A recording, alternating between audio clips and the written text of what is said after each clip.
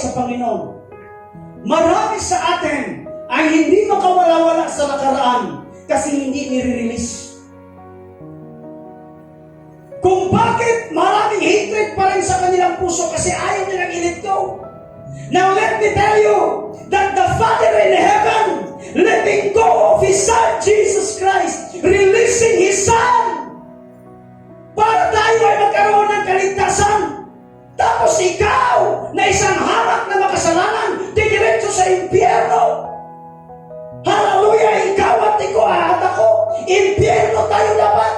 But because the Father released His Son to have forgiveness, then bakit ikaw at ako hindi mo kaya magpatawad sa kapwa?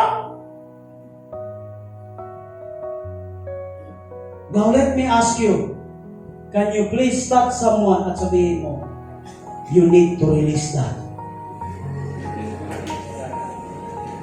Yung mga mama dito, alam ko na ang mga mama ninyo ay may sama ng loob sa sinabihan kayo. Yung mga mama na dito, alam ko patay na yung mga mama ninyo. O yung iba dito, buhay pa. Pero okay lang ba na huwag nyo ayokong bumalik sa probinsya? Kasi yung mama ko ay sinabihan ako, nagagapal ako sa hirap, wala akong kwenta. Now let it go! Release! Can I hear amen? I-release nyo na yan! You are a new creation! The old has gone! Can I hear amen?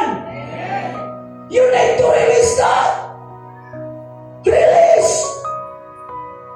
You need to release. If you keep on trusting God, you need to release. Lord, I don't know, Lord.